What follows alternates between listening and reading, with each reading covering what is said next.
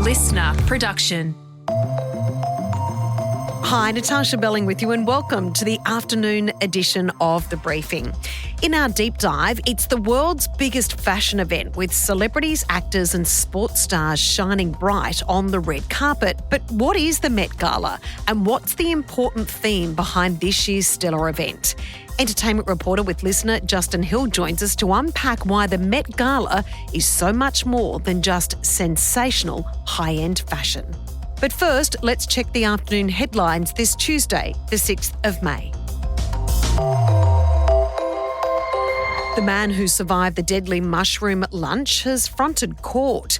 Ian Wilkinson told the jury alleged mushroom murderer Erin Patterson was very reluctant to let guests near her pantry before she served the beef Wellington lunch. The pastor also revealed he and his wife, who later passed away, felt unwell after returning home and started vomiting, but thought it was just a case of gastro. Erin has pleaded not guilty to all charges. And a few wins for the Liberals after the weekend's election bloodbath. It looks like the Liberal MP Tim Wilson will win back the Melbourne seat of Goldstein from Teal MP Zoe Daniel. Meanwhile, another Liberal candidate, Amelia Hammer, is at this stage the slight favourite to win the seat of Kooyong from Teal MP Monique Ryan. And the Greens have denied reports that leader Adam Bandt will concede defeat in the seat of Melbourne, with the count continuing. Now it's time to get into our deep dive on today's Met Gala. LiSNTR's entertainment reporter Justin Hill joins us on all the hits and misses and explains why this year's message is more important than ever. Justin, happy Met Gala Day. I feel incredibly underdressed. What do you mean? This is like Christmas for me. It's like the first Monday in May is a very special day for the fashion industry. So, whether I was going to an event today or not, one day I'd love to go to the Met Gala, but I'm going to dress up anyway. Okay, let's talk about it because the Met Gala, we know it's always existed. It's the fashion event of the year. Everyone tunes in to watch it. It's crazy over social media. What is the Met Gala? So the Met Gala is two things, and I think this is where people get a little bit confused. The gala itself is a fundraiser for the Metropolitan Museum of Art in New York and specifically the Costume Institute, and there's an exhibition that is put on each year. And the exhibition has a theme and the gala has a theme as well. And we get a lot of criticism of celebrities, like, every year they dress up because people are like, how is that camp, or how is that, in line with the theme of this year's event? And not a lot of people know that the exhibition opens on May 10. You can go and see it, and that has like a whole history of its own. It's actually Superfine, Tailoring Black Style, and it's based on a 2009 book which covers like dandyism. So it's the story of this is so fascinating. It's like they're taking the story of the Black community being sold as slaves and being presented as luxury items. If you were rich back in the day, then you had, you'd be like, this is my help. And what they're doing is they're showing this transformation of those people and how they express themselves in their clothes, the way they dressed, and how that culture has transformed into being absolute trendsetters and style icons of today. So, it's a very important exhibition that a lot of people should take note of. If you can't go and see it, it's just worth reading up about. And then the actual gala itself is the fundraiser for that. And the theme, or the dress code they call it, for the gala is tailored for you.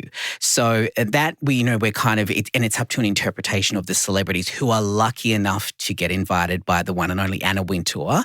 And today we have seen some excellent interpretations of that and some not so excellent interpretations of it. So who designs these outfits? Are the actors, the celebrities, the big sports stars, are they involved in the design processes of these outfits? So are these couture?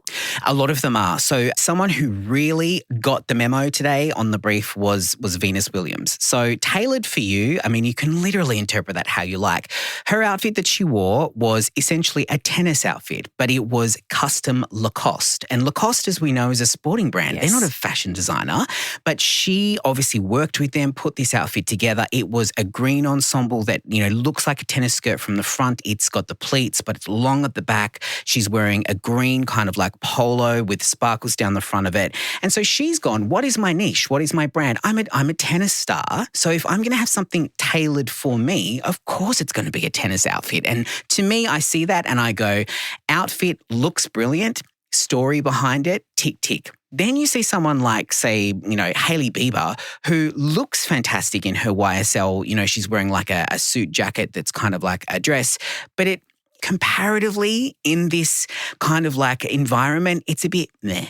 And sometimes they're very collaborative and they'll sit down and they'll go through and, they come up with the story about like how this outfit came together. And other times they're just dressed by a brand. The brand pays for the tickets and so they just go along as a bit of arm candy. So in regards to some people coming out and saying, in the world that we live in right now, this is really superficial, this is privilege, but underneath it, which you've just explained beautifully, there's actually a really important message on this. And also this is an international stage where you can showcase incredibly talented designers that is a multi-billion-dollar industry. Yeah. And the thing is too is that I would encourage people to look beyond just the celebrities turning up because, yes, some of them are probably just, excited to be there. I tell you what, if anyone ever does anything wrong by Anna Wintour, editor-in-chief of Vogue magazine, they never get invited again. So she chooses, so you have to be invited by Anna. And it's an unusual situation. So the brands will pay and fashion, empires and houses will pay for the tickets and then they have the celebrities come along and wear the fashion. So it's almost like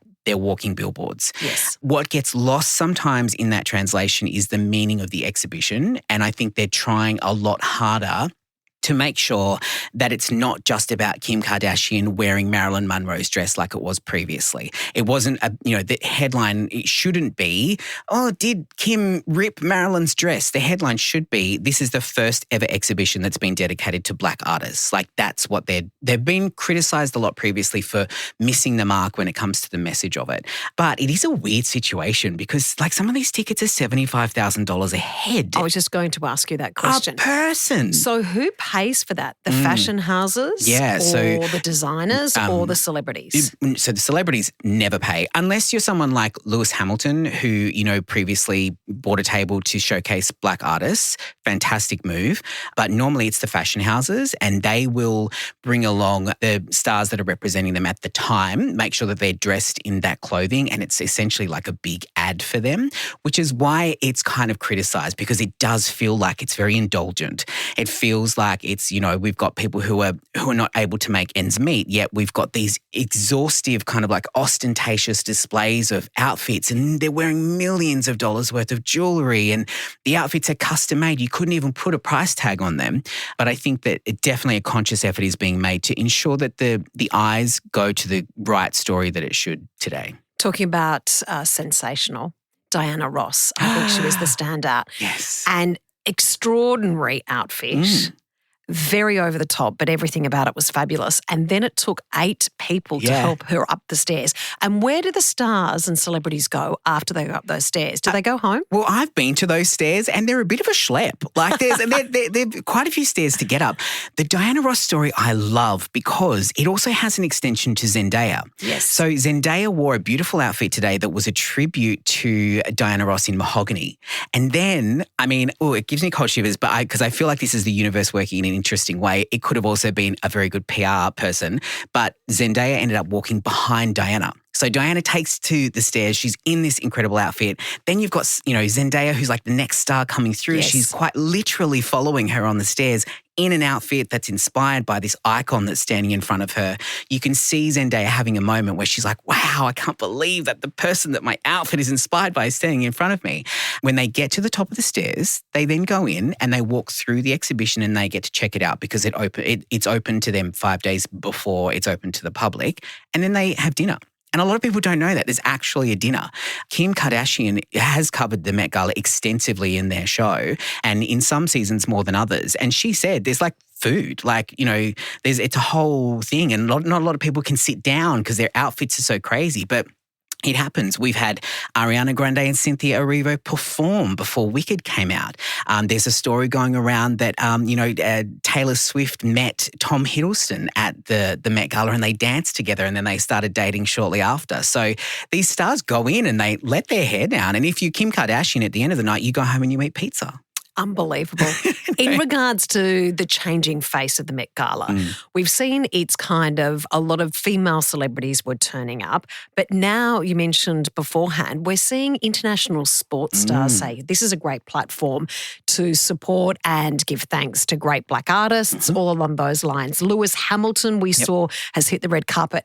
How incredible did he look? So, Lewis Hamilton is such a style icon, and I think if there are gents out there who are looking to maybe play around with their style a little bit, just look at what he wears. He was on the board of, that Anna selected of people that help her, like a co-chair, as was Coleman Domingo, the actor, and just the stuff that those guys wear is just fantastic. It's worth backtracking a little bit too about the significance of the carpet as well. Yes. So this year's blue carpet has daffodils on it, and they signify the start of a new season, and the carpet always means something. Funnily enough, I think that they picked a busy pattern because they expected everyone to turn up in black and white suits. And that's kind of what they've not done. Lewis Hamilton is a great example of that. He turned up in a cream outfit, but it had so many textures and layers. And some people really ran with this theme. And it's so great to see sporting people turning up, because something that has become a big no-no is influencers. So there have been previous years where a lot of influencers have turned up, and it has kind of hit a sour note because it is a prestigious event. It is something that a lot of people earn. You have people like Demi Moore going. You've got people who are absolute legends who probably have spent a lot of their career waiting for an invite like this because it's, it's due to them. And then you have an influencer who all of a sudden is like, just simply being talked about rocking up on the red carpet. And I think this year they've kind of gone, sporting people, that's an area we haven't really invited. And they, of course, also absolutely deserve, to be invited. And they also love fashion as well. So if you get on the wrong side of Anna, which there has been speculation, many people over recent years have got on the wrong side of Anna for whatever reason.